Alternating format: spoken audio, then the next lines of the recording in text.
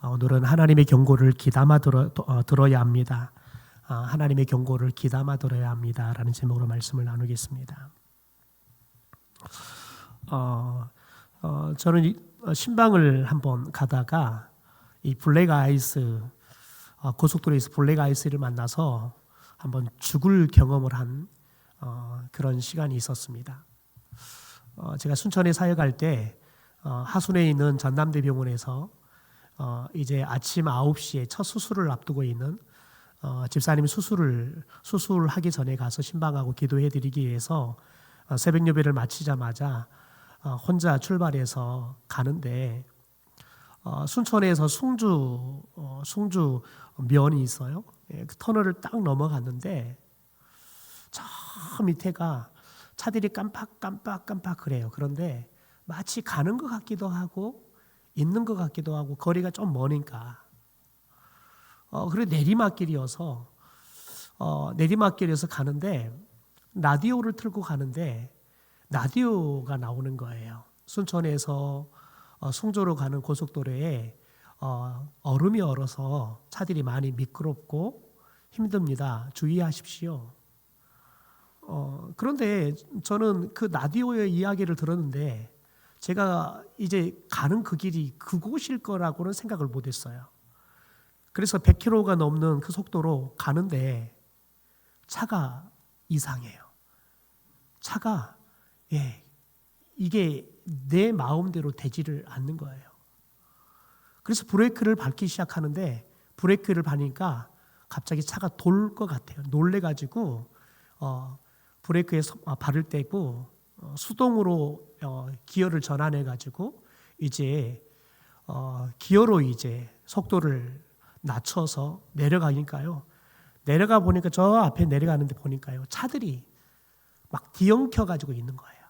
깜빡깜빡했던 것들이 차들이 미끄러져가지고 막 받치고 아니면 막 갓길에 막 박아 있고 막 그러고 있는 거예요. 소방대원들이 출동을 해가지고 수습을 하고 있는 거예요. 그래서 어쩌든지 내가 저 길을 좀 지나가야겠다. 왜냐하면 내리막길인데 제가 제일 마지막이잖아요. 근데 뒤에 차들이 내려오면 어떻게 하겠어요?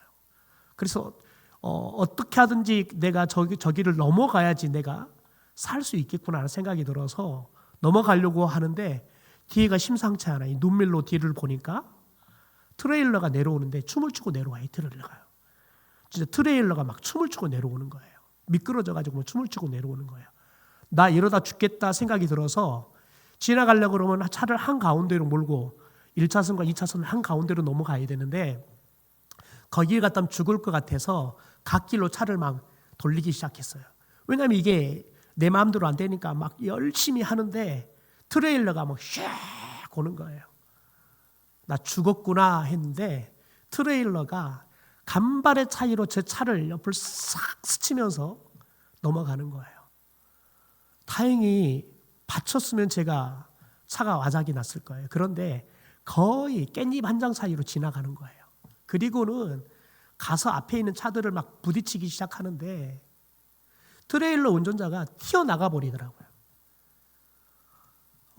그래도 보니까 소방대원들이 제가 놀래가지고 이제 간신히 살았잖아요. 내가 빨리 앞을 지나가지 않으면 내가 또 죽겠다 생각이 들어서 이제 가운데로 차를 몰아서 이제 지나가는데 보니까 소방대원들이 다 수습하다가 이 트레일러가 와서 받아버리니까 놀래가지고 벽에 다 붙어가지고 이러고 있는 거예요. 왜냐하면 수습하고 있는데 트레일러가 와서 받아버린 거예요. 그러니까 소방대원들이 놀래가지고는 벽에 붙어 있는데 정말 소방대원들도 간발의 차로 트레일러들이 간신히 소방대원들이 피어 있는 옆으로 부딪히고 막 그래가지고 소방대원들이 다 놀래가지고 다리가 풀려가지고 앉아 있는 거예요. 제가 그래서 거기를 간신히 빠져나가는데 그 다음에 차들이 내려오면서 계속 부딪히는 거예요. 도저히 제가 갈 수가 없어요. 차도 다리가 풀려가지고 운전해서 갈 용기가 안 나요. 그래서 집사님한테 전화를 드리고 이러해서 제가 도저히 못 올라가겠습니다. 그래서 제가 차를 고속도로에서 빼고 이제 국도 쪽으로 차를 돌려가지고 공터에다 차를 데리고 오는 집사님이 전화상으로 제가 집사님을 기도해 드렸어요. 집사님도 충분히 사정을 이해하시고 기도로 이제 전화상으로 기도를 받으시고 수술을 하셨는데요.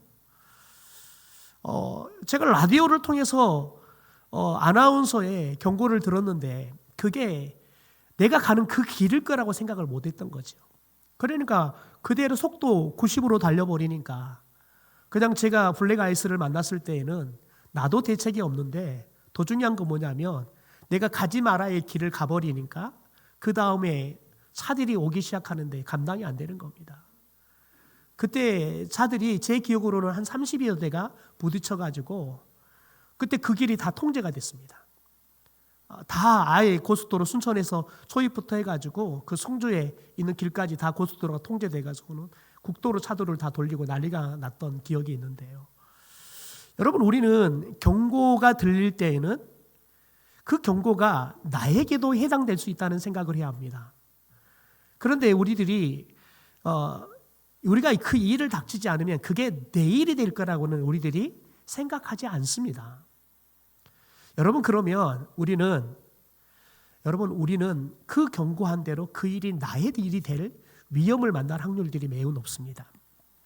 여러분, 오늘 본문의 사건은, 오늘 본문의 말씀은 우리가 지난주에 말씀을 나눴던 것처럼 이 남유다 백성들이 섬기는 우상의 실상에 대해서 에레미야가 아주 신랄하게 이야기하죠.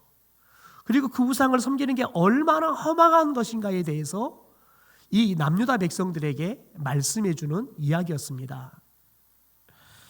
여러분, 그런데 오늘 말씀은 이 남유다 백성들이 우상을 숭배함으로 인해서 이 남유다에 대한 하나님의 심판이 임박했다라는 것들에 대해서 이야기를 해요. 동시에 그러면서 하나님의 심판이 임박해서 이제 이 남유다 백성들이 하나님의 유보함 없이 하나님의 심판이 임하는데 이번에는 그 하나님의 심판이 아주 냉혹하게 임해서 이 남유다 백성들에게 처참한 미래가 펼쳐질 것을 하나님의 예언을 통해서 깨달았던 이 에레미야 선지자가 비통한 심정으로, 여러분, 비통한 심정에 이 심정을 토해내면서 동시에 이 남유다 백성들을 위해서 하나님 앞에 중보 기도하는 내용이 오늘 읽었던 말씀, 이 본문의 내용입니다.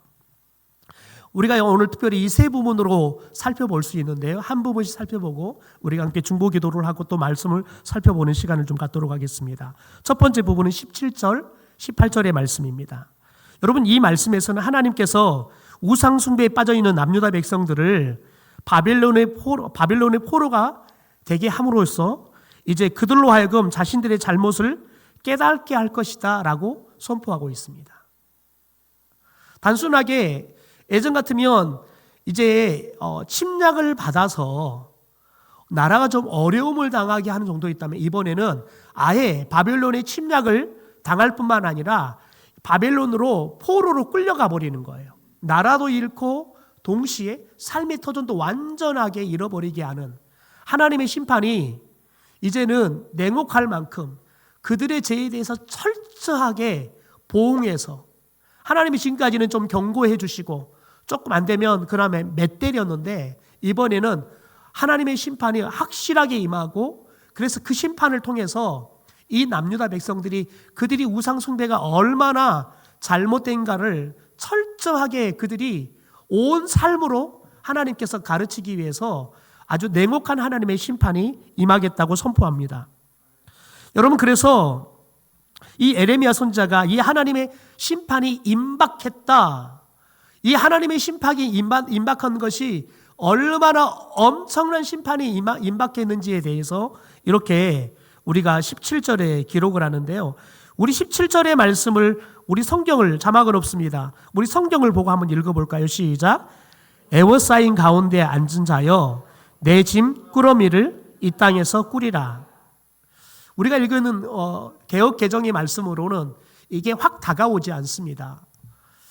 여러분, 이 말씀을 현대어 성경으로 이렇게 번역해 놨습니다. 예루살렘아, 너는 이제 포위될 도성이다. 내 안에 사는 모든 주민들은 이제 먼 나라로 떠나갈 준비를 하여라. 먼 길을 떠나도록 짐을 꾸려라. 바로 바벨론에게 의해서 이 도성이 포위가 되어서 점령당할 거라는 거예요. 그래서 너희들이 이제 포로가 되어서 이 먼 나라인 바벨론으로 끌려갈 거니까 끌려갈 준비를 하라는 거예요. 여러분 생각해 보세요. 이게 얼마나 처참한 이야기입니까? 여러분 지금 에레미야 선지자가 아예 지금 하나님의 말씀을 전하는데, 야, 하나님이 너희들에 대해서, 너희들이 우상 숭배에 대해서 화가 나셨다. 그래서 이번에는 바벨론 가지고 너희들 해초리를 뗄 거다. 그러니까 이 바벨론의 해초리가 임하기 전에 회개해라, 이 정도가 아니에요. 이미 하나님이 너희들을 바벨론에게 포로가 되게 할 거고, 나라를 빼앗기고 너희 삶의 터전을 빼앗기고 너희들은 이제 자유인이 아니라 너희들의 생명권도 너희의 삶의 자유도 다 잃어버린 포로가 되어서 바벨론으로 끌려가게 될 거라는 거예요. 그러니까 너희들 포로로 끌려갈 여러분 짐을 꾸려라는 거예요. 특별히 여러분 18절에 이런 말을 합니다. 여호와께서 이와 같이 말씀하실 때 보라, 내가 이 땅에 사는 자를 이번에는 내 던질 것이라. 그러니까 지난번에는 하나님께서 심판을 내리시다가 중도에 좀 봐줬는데, 그러나 이번에는 봐준 게 없다는 거예요. 이번에는 하나님이 너희들을 내 던져버릴 거니, 심판했다가 내 던져버릴 거라는 거예요. 그러니까 하나님이 이제 너희들 가운데 내릴 심판이 얼마나 냉혹한 심판인지, 그리고 얼마나 엄한 심판인지에 대해서, 다시 말해서 하나님이 이번에 심판을 내리면 하나님께서 너희들이 이제 너무 심판이 고되니까 하나님 좀 봐주세요 라고 불러도 너희들이 빌어도 하나님께서 절대 중간에는 용서하지 않겠다는 거예요. 심판의 그 기간을 확실하게 하나님께서 채울 거라는 거예요. 그러니까 사람들은 그래요. 아유, 이번에도 하나님은 또 말은 그렇게 해도 하나님이 사랑의 하나님인데 우리가 또 잘못했다가 싹싹 빌면 하나님께서 심판을 하시다가도 우리 봐주겠지, 이렇게 우리들이 생각할 수 있다는 말이죠. 그런데 하나님 이번에는 알자 없다는 거예요. 하나님이 너희들이 중간에 너무 힘드니까 아이고 하나님 좀 봐주세요 라고 아무리 빌어도 하나님의 심판 용서 없다는 거예요. 이번에는 확실하게 심판을 할 것이다 라고 냉혹하게 이야기를 해요. 여러분, 결국 이 하나님의 나라의 멸망이라는 심판을 통해서 우상 숭배의 결과가 얼마나 비참한 결과를 낳는 건지, 이 우상 숭배하는 것이 얼마나 여러분 무서운 죄인가에 대해서 하나님께서 냉혹하게 가르칠 거라는 거예요. 무엇으로요? 심판으로요. 단순하게 좀 매정도가 아니라 여러분이 이 심판을 임하면 수많은 사람들이 죽어나갈 거예요. 포로로 끌려가서 여러분 이 바벨론이 침략해서 수많은 사람이 죽을 거고요. 포로로 끌려가다가 죽을 거고요. 포로 생활하다 죽을 거예요. 실제 여러분 무려 70년이라는 포로 생활을 해요. 그러니까 여러분 대부분 성년이었던 사람들은 끌려갔다가 돌아올 때는 대부분 돌아오지 못하고 다 죽어요.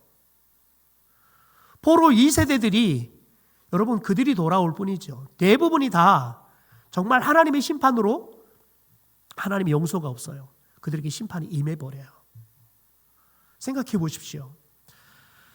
바벨론이 침략에 들어와서 우리 가족이 죽어가요. 포로로 끌려가다가 죽어가요. 포로로 끌려갔는데 그 생활도 참혹한데 내 가족의 내 형제가, 내 친구가, 내 이웃이 죽어가요. 여러분 그런데 그렇게 죽어가면 얼마나 두렵겠어요? 얼마나 무섭겠어요? 저희 처가집도 저희 장모님 같은 경우도 특별히 여순 반란 사건에 굉장히 큰 피해자입니다. 저희 장모님 같은 경우는 어머니, 아버지의 호적에 오르지도 못했습니다.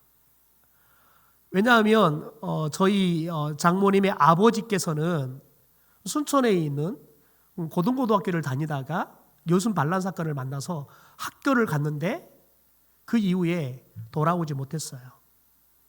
최근에 이제 저희 장모님께서 요순 반란 사건에 대해서 특별법이 제정되고 하면서 이제 어머니께서 나의 뿌리를 좀 찾고 싶다. 왜냐하면 그때 당시에는 요순 반란 사건으로 혹시 끌려가다가 학교 가다가 뭐 돌아가셨는데 빨갱이가 아니죠. 그냥 학교 가다가 잡혀서 죽은 거예요.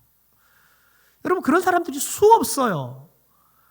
그런데 어머니께서 그때 당시에 그러니까 저희 장모님의 어머니 아버지가 결혼을 했는데 아직 혼인신고를 하지 않았어요. 왜냐하면 결혼한 지 얼마 되지 않았기 때문에. 그런데 이제 돌아가셔 버린 거예요. 그러니까 그때 당시에는 그렇게 죽으면 빨갱이라는 낙인이 찍혀요. 연자제가 이제 발동되기 시작하니까. 그래서 무서워서 아예 저희 어머니의 장모님의 실제 어머니께서는 제가를 시어머니 시아버지가 시집을 보내버리고 저희 장모님은 이제 할아버지 작은 할아버지죠. 거기다 호적을 올려서 그렇게 이제 내 아버지 내 어머니가 아닌 사람 밑에서 컸어요. 마지막까지 이제 굉장히 천대를 당하시고 굉장히 무시를 당하고 사셨는데요. 그러면서 굉장히 서러움을 갖고 사셨어요. 그래서 이번에 그걸 찾으려고 그러는데 하나도 남아있는 게 없잖아요. 그러면서 어렵게 찾았는데 이제 어렴풋이 이렇게 들으면서 그날 당일 학교 가는 날 끌려가서 학교 운동장에 잡혀있는 수많은 사람들 가운데 그러니까 저희 장모님의 아버지가 잡혀있는 걸 봤다는 이야기는 들었어요. 그래서 그날 잡혀서 죽은 줄 알았어요. 근데 최근에 자료들을 찾아보니까 이제 잡혀가면 가족들이 어려움을 당할까봐 자기 이름을 밝히지 조사를 당할 때 자기 이름을 밝히지를 않았어요. 뭐 이제 좀 이제 집안에 쓰는 이름을 좀 했던 것 같아요. 그러니까 이제 그걸 못 찾았던 거죠. 그래서 뒤지다 보니까 이제 그런 것들을 찾다 보니까 정작 그날 죽었을 것이다 생각 지금까지 뭐 제사를 지내다 추모 예배를 그렇게 드렸는데 최근에 자료 보니까 순천에 잡혀서 목포로 끌려갔다가 심지어 전주까지 와서 죽었더라고요. 그러니까 굉장히 긴 시간들을 끌려서 다니면서 결국은 이제 죽은 거예요. 여러분 그런데 그럼에도 불구하고 그런 걸 이야기하면 빨갱이 집안이라는 낙인이 찍히니까 말도 못하고 다 그렇게 서럽게 살았단 말이죠. 고생하면서 아버지 없이 어머니 없이 고생하면서 살았단 말이죠. 여러분 그런데 여전히 요순 반란 사건은 빨갱이들이 일은 사건이다라고 이야기하면 여전히 저희 어머니는 그게 큰 상처가 되는 거예요. 왜 우리 아버지는 그냥 학교 가다가 그냥 죽은 거예요. 그냥. 근데 어떻게 그것도 고등학생이에요. 고등학교 이제 마지막 3학년. 고등학생 3학년이 무슨 빨갱이에요. 그런데 그런 이야기들을 들어요. 그러면 참 힘들죠. 그런데 생각해 보십시오. 저희 어머님께서 그런 이야기를 들으면서 마음이 아픈 거 뭐냐면 다른 사람들은 어디로 끌려간지 알았으니까 찾아가서 추운 겨울에 옷도 넣어주고 면회 가서 영치금도 넣어주고 했는데 우리 아버지는 그렇게 끌려다녔는데 가족들이 죽어버린 지 알고 찾을 생각도 못하고 다 시시시하고 그래서 얼마나 어렵게 여기저기 끌려다니면서 또 감옥 생활하다가 얼마나 애롭게 죽었을까 그 생각하면 너무 마음이 아픈 거예요. 여러분 섬찟해요. 여러분 생각해 보십시오. 그럼에도 불구하고 그런 걸 보면 여러분 남유다 백성들이 하나님 앞에 얼마나 그들이 회개했겠어요. 그런데 여러분 하나님은 여러분 더 이상 그들이 회개를 받지 않아요. 여러분 우리가 깨달아야 할 게 있어요. 하나님은 우리를 용서하시는 하나님이에요. 그러나 여러분 하나님의 용서도 여러분 반드시 임계점이 있어요. 하나님이 참을 수 있는 임계점이 있다고요. 그 다음 말씀을 우리가 함께 좀 나누고 기도했으면 좋겠는데요. 그 두 번째 달라면 19절, 20절, 22절까지 말씀인데요. 여러분 이 부분에 보면 유다에 대한 하나님의 임박한 심판으로 인한 에레미야 선지자의 애가 진짜 슬픈 노래가 나오고 있습니다. 여러분, 에레미야 선지자는 자신의 심정을, 자신의 슬픈 마음을 19절에 이렇게 표현합니다. 우리 19절을 현대어 성경으로 자막을 통해서 한번 읽어볼까요? 우리 천천히 한번 읽어보시죠. 시작. 이 예루살렘은 불행한 도성입니다.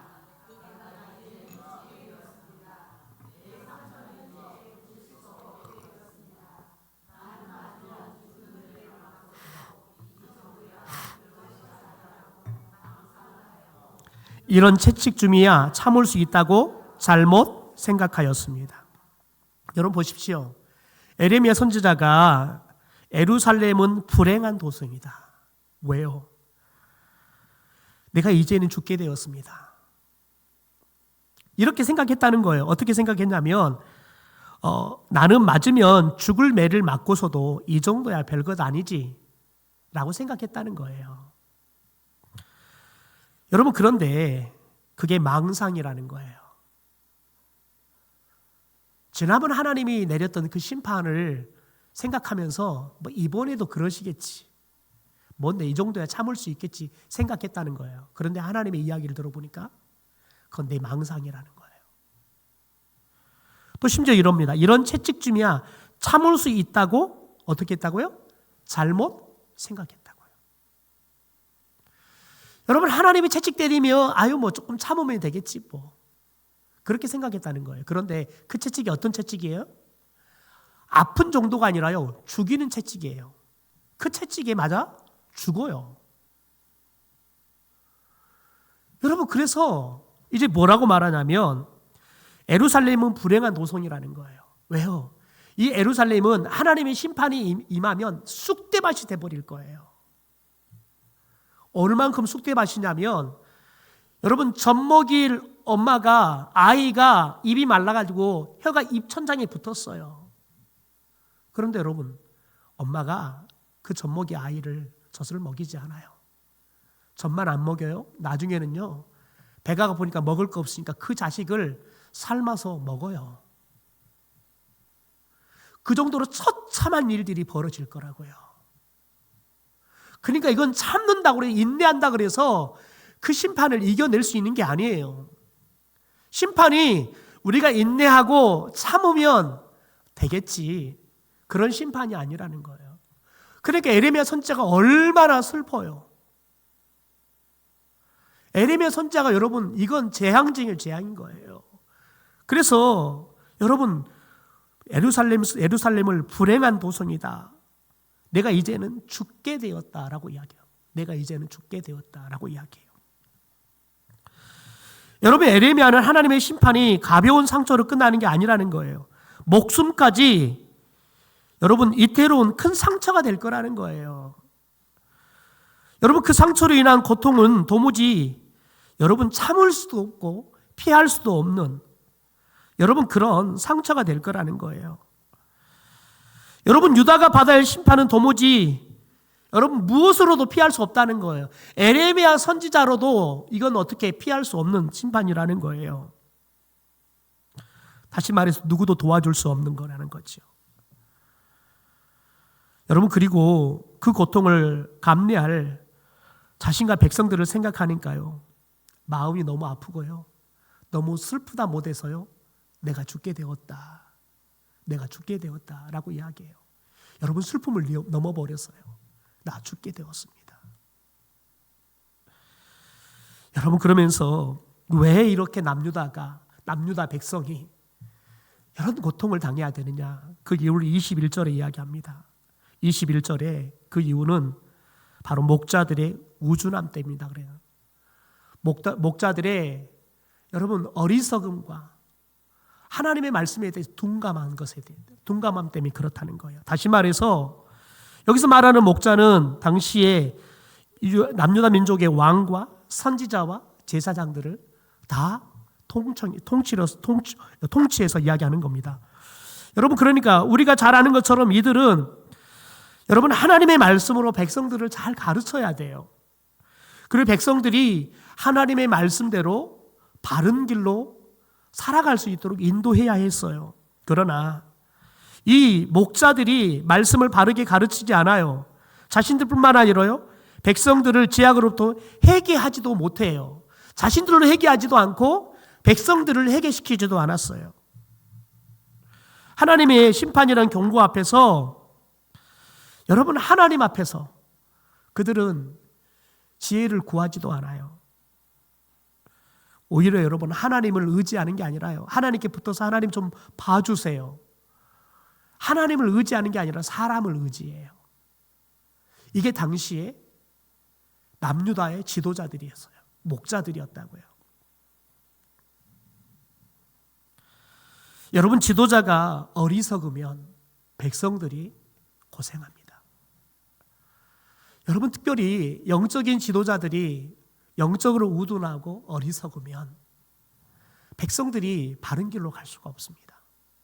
백성들이 혹시 바른 길이 아니라 여러분 잘못된 길을 가더라도 지도자들이 깨어 있어서 백성들이 바른 길로 갈 수 있도록 그들을 회개시키고 그들을 바른 길로 갈 수 있도록 잘 지도하면 백성들이 살아날 수 있어요.